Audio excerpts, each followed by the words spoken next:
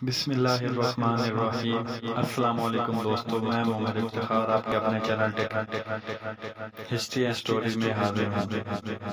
دوستو، حضرت عمر فاروق رضی اللہ تعالی عنہ کا دور حکومت قسط نمبر 7 کے ساتھ حاضر ہے۔ بجائے اس کے کہ وہ کچھ جواب دے، اونھے منہ گر پڑا اور تھوڑی سی دیر میں بھی کھڑا نہ ہو سکا۔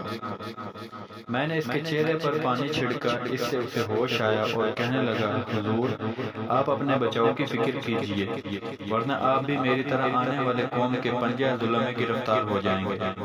میں نے کہا، کون قوم اور کیسی قوم؟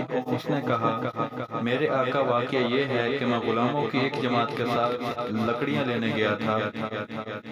ہم جنگل میں دور نکل گئے تھے۔ لوٹنے کا ارادہ ہی تھا کہ اچانک 1000 سواروں کا ایک رسالہ، جس کے تمام سپاہی عرب تھے اور ان کے گردوں میں سونے چاندی کی سلیبیں لٹکی ہوئی تھیں اور نیزے رکابوں میں تھے، دکھلائی دیا۔ جس وقت ان سواروں نے ہمیں دیکھا تو ہماری طرف جھپٹے اور قتل کے ارادے سے ہمیں گھیر لیا۔ میں نے اپنے ساتھیوں سے کہا کہ تم بھی ان کی طرف بڑھ کر حملہ کرو، مگر انہوں نے مجھے یہ جواب دیا کہ بے وقوف، ہم ایسوں کے ساتھ لڑنے کے لیے کہتا ہے کہ جن کا ہم کچھ بھی نہیں بگاڑ سکتے اور نہ ان کے مقابلے کی طاقت رکھتے ہیں۔ بہتر یہی ہے کہ ہم لڑنے سے ان کے ہاتھ میں قید ہو جائیں۔ میں نے کہا، اللہ کی قسم، میں تو بغیر لڑے بھیڑے اور پوری طرح زور آزمائی کیے کسی کی قید میں نہیں جا سکتا۔ میری یہ کوشش اور مردانگی دیکھ کر آخر وہ بھی پکے ہو گئے اور ہم ان کے ساتھ لڑنے لگے۔ ہم نے بھی انہیں قتل کیا اور ہمارے بھی 10 آدمی شہید ہو گئے، 10 زندہ گرفتار کر لیے گئے۔ میرے زخم چونکا کاری لگا تھا، میں گر پڑا اور جس وقت چلے گئے میں اٹھ کر ادھر چلا آیا، جیسا کہ آپ دیکھ رہے ہیں۔ حضرت سعید بن عامر انصاری رضی اللہ تعالیٰ عنہ فرماتے ہیں کہ واللہ، مجھے اس غلام کی یہ مصیبت سن کر بڑا رنج ہوا اور اپنے پیچھے اسے سوار کر کر اپنے پڑاؤ کی طرف چل دیا۔ اچانک باد سرسر کی طرح کراٹے بھرتا ہوا آبشار سے تیزی کے ساتھ گرتے ہوئے پانی کی طرح سواروں کا ایک دستہ پیچھے سے نمودار ہوا اور لمبے لمبے نیزوں کے ساتھ یہ کہتے ہوئے کہ ہم بنی غسان ہیں، ہم لشکر سلیب اور گروہ رہبان ہیں، مجھے گھیر لیا۔ میں نے زور سے جوابی آواز دی کہ میں صحابی محمد مختار صلی اللہ علیہ وسلم۔ ان میں سے بعد میری طرف بڑھے اور ارادہ کیا کہ مجھ پر تلوار اٹھائیں، مگر میں نے تلوار اٹھانے والے کی طرف مخاطب ہو کر زور کے ساتھ کہا، بدبخت، اپنی ہی قوم کے آدمی کو قتل کرتا ہے۔ یہ سن کر اس نے دریافت کیا، تم کن لوگوں میں سے ہو؟ میں نے کہا، معزز قوم خزرج سے ہوں۔ یہ سن کر اس نے تلوار کو روک لیا اور کہا، مسیح کی قسم، تمہیں ہمارے سردار جبلہ نے بلایا ہے۔ میں نے کہا، جبلہ مجھے کہاں سے جانتا ہے جو بلایا ہے؟ اس نے کہا، وہ دراصل ایک یمنی شخص کو جو محمد بن عبداللہ کا صحابی ہو بلاتا ہے۔ پھر کہنے لگا، یا تو تم اپنی خوشی سے چلو ورنہ زبردستی لے چلوں گا۔ میں ان کے ساتھ ہو لیا، میرا ساتھ میرا غلام بھی تھا۔ ہم ایک بہت بڑے لشکر کے پاس پہنچے جہاں بہت بڑا سامان تھا، جھنڈے نصب تھے، سلیبیں گڑ رہی تھیں۔ میں ان سواروں کے ساتھ بڑھتا بڑھتا جبلہ بن اہم کے خیمے تک پہنچ گیا۔ یہ ایک سونے کی کرسی پر بیٹھا ہوا تھا، رومی ریشمی لباس پہن رکھا تھا، سر پر موتیوں کی لڑی پڑی ہوئی تھی اور گلے میں یاقوت کی ایک سلیب لٹک رہی تھی۔ میں جس وقت اس کے سامنے جا کر کھڑا ہوا تو اس نے سر اٹھا کر مجھے دیکھا اور کہا، تم کون ہو؟ عربوں میں سے ہو؟ میں نے کہا، یمنی ہوں۔ اس نے کہا، کس قبیلے سے تعلق رکھتے ہو؟ میں نے کہا، حارثہ بن سالبہ بن عمرو بن عامر بن حارثہ بن سالبہ بن عامرہ الکیس بن عذرو بن عوف بن مالک بن زید بن کہلان بن سبا کی اولاد ہو۔ اس نے کہا، ان دونوں لڑکوں میں سے جو اپنی ماں کی طرف منسوب ہیں کس کی اولاد میں سے ہو؟ میں نے کہا، خزرج بن حارثہ جو محمد بن عبداللہ علیہ السلام کے انصار میں سے ہیں، ان کی اولاد میں ہوں۔ جبلہ نے کہا، میں بھی تمہاری قوم غسان ہی سے ہوں۔ میں نے کہا، شاید تو اس قبیلے میں سے ہے جو اپنی ماں کی طرف منسوب ہے۔ اس نے کہا، ہاں، میں جبلہ بن اہم ہوں جو اسلام سے پھر گیا ہوں تاکہ ظلم نہ کر سکوں۔ تمہارے سردار عمر رضی اللہ تعالیٰ عنہ اس بات پر راضی نہ ہوئے کہ مجھ جیسا آدمی اس دین کا حامی و مددگار ہو، حتیٰ کہ ایک ادنا اور حقیر شخص کے عوض میں مجھ سے قصاص لینے لگے، حالانکہ میں یمن کا بادشاہ اور قبیلہ بنی غسان کا سردار ہوں۔ میں نے کہا جبلہ اللہ تعالیٰ جل جلالہ کا حق تیرے حق سے زیادہ واجب ہے، باقی رہا ہمارا دین تو اس کے قیام کی استواری محض انصاف اور حق پر ہے، اور حضرت عمر بن خطاب رضی اللہ تعالیٰ عنہ سوائے اللہ تعالیٰ کی کسی سے نہیں ڈرتے اور حق بات کہنے اور کرنے میں کسی کی پرواہ نہیں کرتے۔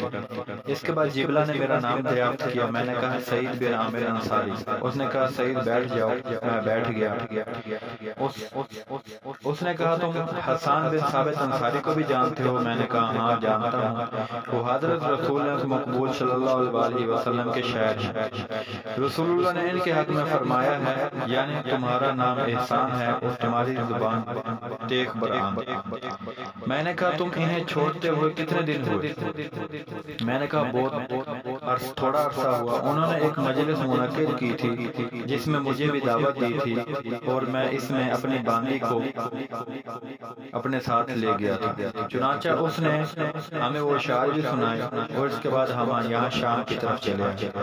گویا وہ سب سے آخری ملاقات تھی جس کے بعد اب تک پھر نہیں ہو سکے۔ جبلہ نے کہا کیا تم نے مجھے وہ گراں اشعار یاد کرا سکتے ہو؟ میں نے کہا ہاں۔ اس کے بعد اس نے میرے واسطے کتان رمی، ایک قسم کا باریک کپڑا، اس کا حکم دیا اور کہا کہ میں تمہیں یہ کپڑا اس لیے دیتا ہوں کہ تم اس کو استعمال کرو اور حرام نہ سمجھو۔ پھر کہنے لگا تمہیں حرمت عرب کی قسم سچ کہنا، جہاں سے تم آئے ہو وہاں کیا کام کرتے تھے، یعنی کس قسم کی تیاریاں ہو رہی ہیں؟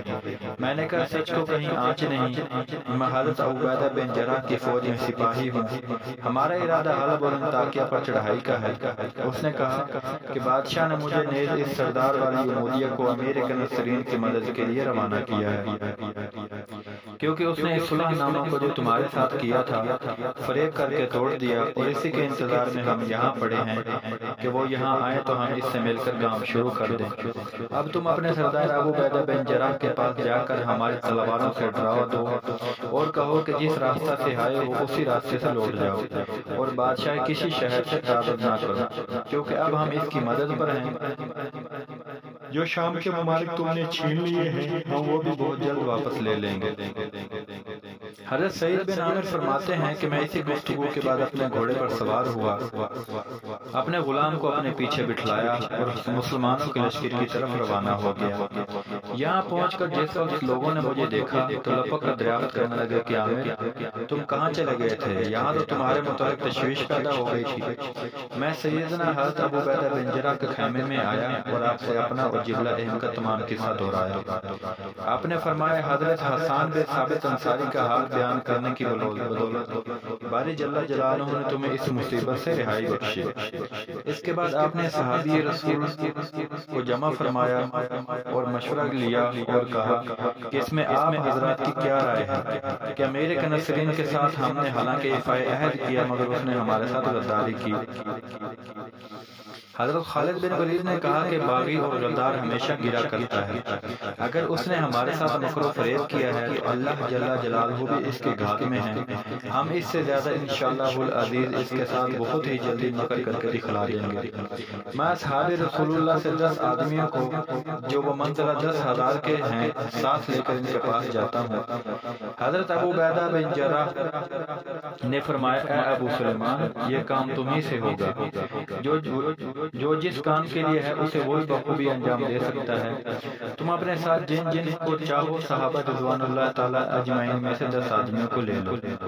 حضرت خالد بن ولید نے 10 صحابہ کرام کو اپنے ساتھ لیا، جن میں حضرت عیاض بن خانم، عمر بن سعد، سہیل بن عامر، رافع بن عمیرہ، سعید بن عامر انصاری، عمر بن ماد، عبد الرحمن بن ابی بکر صدیق، زرار بن عذور، مسیح بن نغتف الفرازی اور قیس بن عمیرہ رضی اللہ تعالی عنہ اجمعین فردن نام لے کر پکارنا شروع کیا کہ کہاں ہیں عیاض بن غانم عشری اور کہاں ہیں عمر بن سعد وغیرہ وغیرہ۔ یہ حضرات تلبیہ کہتے ہوئے حاضر ہوئے۔ آپ نے فرمایا اللہ تعالیٰ تمہاری مدد فرمائے، تم تیار ہو جاؤ۔ یہ سنتے ہی انہوں نے زرہیں پہنی اور تمام اسلحہ سے بریز ہو کر آپ کی خدمت میں حاضر ہوئے۔ آپ نے بھی جنگ یمامہ کے روز مسلمہ کے ذات کی جو ذرا آپ کے ہاتھ لگی تھی زیب تن کی نیزہ ہاتھ میں لیا اور گھوڑے پر سوار ہو کر اپنے غلام مسمی حمام کو حکم دیا کہ وہ ساتھ چلے تاکہ وہ معاملات جو مجھ سے حیرت و تعجب انگیز واقع ہوں ان کو ملاحظہ کرے۔ بہرحال اپنے 10 جانبازوں کے ساتھ روانہ ہوئے اور حضرت ابو عبیدہ بن جرح نے آپ کے لیے فتح و نصرت کی دعائیں مانگنا شروع کی۔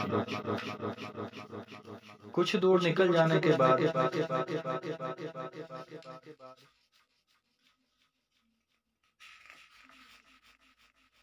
آپ نے حضرت سعید بن عامر انصاری سے فرمایا، سعید کیا جبلہ بن اہم نے تم سے یہ کہا تھا کہ مجھ سے والی کنعان ملنے آئے گا؟ انہوں نے جواب دیا کہ کہا تھا۔ آپ نے فرمایا تو پھر تم ہمیں اس راستے پر لے چلو جو جبلہ کے لشکر کی طرف جاتا ہے تاکہ ہم کسی کمین گاہ میں چھپ کر بیٹھ رہیں اور جس وقت والی کنعان ادھر سے گزرے تو ہم اسے اس کے ساتھیوں سمیت وہیں موڑ کے گھاٹ اتار دیں اور اسے مکر کی پوری سزا دیں۔ یہ سن کر سعید بن عامر انصاری جبلہ بن اہم کے لشکر کی طرف رخ کر کے آگے تیزی کے ساتھ چلنے لگے۔ چونکہ ان کا یہ سفر رات کے وقت تھا، جس وقت یہ حضرات قوم کے قریب پہنچ گئے تو رات کے طریقے میں آگ کی روشنی دکھلائی دی اور ساتھ ہی لشکر کی آواز کانوں میں آنے لگی۔ حضرت سعید بن عامر انصاری نے اپنے ساتھیوں کو لے کر وادی کنعان کے عامر کے راستے میں کسی محفوظ جگہ کے اندر بیٹھ گئے۔ رات بھر اس کے آنے کا انتظار رہا مگر کوئی شخص نہ آیا، حتیٰ کہ رات ڈھل گئی اور صبح نے آنا شروع کی۔ حضرت خالد بن ولید نے وہیں کمین گاہ میں اپنے سواروں کو نماز پڑھائی۔ ابھی نماز سے فارغ ہوئے ہی تھے کہ جبلہ بن اہم حاکم عمودیہ اور نصرانی عربوں کا لشکر جو عواصم اور کنعان کی طرف جا رہا تھا ان کے سامنے سے گزرنا شروع ہوا۔ مسلمانوں نے حضرت خالد بن ولید سے کہا کہ آپ ایک لشکر کو جو ریگ، ڈھیلیوں، کانٹوں اور درختوں کی تعداد میں ہماری طرف آ رہا ہے دیکھ رہے ہیں؟ آپ نے فرمایا جب باری تعالیٰ جل جلالہ کی نصرت ہمارے ساتھ ہوگی تو ان کی یہ کثرت اور ان گنت تعداد ہمارا کچھ نہیں کر سکتی۔ اللہ تبارک و تعالی ہمارے ساتھ ہیں، تم اس لشکر میں مل جاؤ اور اس طریقہ سے ملو کہ گویا اسی کے لشکری ہو، حتیٰ کہ ہم والی کنعان تک پہنچ جائیں گے، پھر اللہ تبارک و تعالی کو جو کچھ منظور ہوگا وہی ہو کر رہے گا۔ یہ سن کر یہ حضرات اس لشکر میں شامل ہو گئے اور اس طریقے سے کہ یہ بھی منزل ملا اسی لشکر کے ہیں، بالکل چپ اور خاموش تھے کہ کسی کے ساتھ بات چیت نہیں کرتے تھے۔ حضرت رافع بن عمیرہ الطائی کہتے ہیں کہ جس وقت ہم کنعان کی حدود میں پہنچے تو ہمیں عواصم اور کنعان کے شہر دکھلائی دینے لگے۔ پھر اچانک والی کنعان کے استقبال کے لیے آتا ہوا دکھلائی دیا جس کے آگے سلیب تھی اور پادری اور بشپ انجیل پڑھتے ہوئے چلے آ رہے تھے۔ کلمہ کفر سے ان کی آوازیں بلند تھیں، ایک دوسرے سے ملا ہوا تھا۔ والی بطریق اپنے ساتھیوں سے آگے بڑھا تاکہ جبلہ بن اہم اور حاکم عمودیہ کو سلام کریں۔ حضرت خالد بن ولید ادھر سے بڑھ کر اس کے سامنے ہوئے، آپ کے ساتھی آپ کے گرد حلقہ کیے ہوئے تھے۔ جس وقت آپ اس کے بالکل مواجہ میں ہو گئے تو والی کنعان نے سلام کیا کہ مسیح تمہیں سلامت اور سلیب تمہیں باقی رکھے۔ آپ نے فرمایا کم وقت ہم بندگان سلیب نہیں بلکہ ہم محمد حبیب رسول مقبول صلی اللہ علیہ وسلم کے یہ صحابہ ہیں۔ یہ کہہ کر آپ نے اپنے ڈھاٹا کھولا اور زور سے پکار کر فرمایا لا الہ الا اللہ وحدہ لا شریک لہ وان محمد رسول اللہ۔ اللہ کے دشمن میں ہوں خالد بن ولید، میں ہوں مخدومی رسول صلی اللہ علیہ وسلم کا صحابی۔ یہ کہہ کر فوراً آپ نے اس پر ہاتھ ڈال دیا اور پکڑ کر زین سے اٹھا لیا۔ آپ کے ساتھی تلواریں لے کر لشکریوں پر بل پڑے، شور و فریاد کی آوازیں سنائی دینے لگیں۔ دشمنوں نے کلمہ کفر سے آسمان سر پر اٹھا لیا، مسلمانوں نے کلمہ توحید کی آوازیں بلند کی۔ جبلہ بن اہم اور حاکم عمودیہ نے مسلمانوں کی تکبیر اور تحلیل کی آوازیں سنے تو وہ بھی جنبش میں آئے۔ انہوں نے جس وقت مسلمانوں کی تلواروں کو برہنہ اور نیزوں کو راست دیکھا تو اپنی فوجوں کو لے کر رسول اللہ کے جان نثاروں کی طرف بڑھے اور انہیں چاروں طرف سے گھیر لیا۔ حضرت خالد بن ولید جس وقت ان بلا کو جو ان پر نیزان کے ساتھ ساتھیوں پر نازل ہوئی تھی دیکھا اور والی کنعان کے قبضے میں تھے۔ جس کی قسمت کی باغ دور ان کے ہاتھ میں تھی، تو ان کو اس بات کو خوف لاحق ہوا کہ کہیں یہ میرے ہاتھ سے نہ نکل جائے یا اس کے قتل کرنے سے قبل مجھ پہ کوئی حادثہ نہ ہو جائے۔ یہ سوچ کر آپ اس کے قتل کرنے کے لیے تلوار اٹھائی۔ والی کا نصرین یہ دیکھ کر ہنسا۔ آپ کو اس وقت کی ہنسی سے بہت تعجب ہوا۔ فرمایا کم بخت تجھے ہنسی کس نے دلائی؟ اس نے کہا میں اس لیے ہنستا ہوں کہ تم اور تمہارے ساتھی تو اب قتل ہی کر دیے جائیں گے۔ تم میرے مار ڈالنے کا ارادہ کرتے ہو، اگر تم مجھے چھوڑ دو تو یہ بہتر ہے کہ میں تمہیں نہ قتل ہونے دوں۔ آپ نے یہ سن کر ہاتھ روک لیا اور اپنے ساتھیوں کو مخاطب کر کے زور سے چلا کر فرمایا رسول اللہ کے صحابیوں میری چاروں طرف رہو، میری حمایت کرتے رہو، میں تمہاری مدد کرتا رہوں گا، اور اس بلا جو تم پر نازل ہو رہی ہے صبر کرو۔ جن لوگوں نے تمہیں گھیر رکھا ہے انہیں زیادہ مت سمجھو، کیونکہ سب سے دہشتناک چیز جس سے تم ڈرتے ہو قتل اور موت ہے، اور یہی دونوں چیزیں اللہ تعالیٰ کی راہ میں میری اور تمہاری خواہش اور آرزو ہے۔ واللہ میں نے کئی مرتبہ شوق شہادت میں اپنی جان کو اللہ تعالیٰ کے راستے میں پیش کیا ہے تاکہ میں جام شہادت کا مزہ چکھ سکوں۔ میں اس بات کو یاد رکھوں کہ اللہ تعالیٰ تم پر رحم فرمائے، کہ اللہ تبارک و تعالیٰ کا راستہ صاف اور کھلا ہوا ہے۔ گویا تم اس تک پہنچ ہی گئے ہو اور اپنے رب کے دربار میں شرف باریابی حاصل کر چکے اور ایسے گھر میں پہنچ گئے ہو جہاں کا رہنے والا نہ بوڑھا ہوتا ہے اور نہ اس کے پاس کبھی فرشتہ اجل آتا ہے۔ واقدی رحمۃ اللہ علیہ کہتے ہیں کہ صحابی رسول آپ کی یہ تقریر سن کر آپ کے گرد جمع ہو گئے۔ حضرت عبد الرحمن بن ابی بکر صدیق آپ کے دائیں جانب اور رافع بن عمیرہ آپ کے بائیں سمت اور آپ کا غلام حمام آپ کی پشت پر اور باقی تمام مسلمان آپ کے گرد ہوئے۔ والی کے نصرین کو آپ نے اپنے غلام کے ہاتھ میں دیا اور تاکید کی کہ اسے مضبوطی سے پکڑے رہو اور اپنی جگہ سے نہ ہلے۔ کہتے ہیں کہ جبلہ بن اہم جن کی گردن میں سونے کا توق تھا اور جس میں جواہرات کی سلیب لٹکی ہوئی تھی، ریشمی کپڑے پہنے ہوئے تھے اور اس پہ ذرات زیب تن کیے، سر پر کھود لگائے اور اس پر کھود سونے کا کھود رکھے، جواہر کی سلیب اس پر علیحدہ کیے، ہاتھ میں ایک بہت بڑا نیزہ سنبھالے جس کا پھل سورج کی طرح چمکتا تھا۔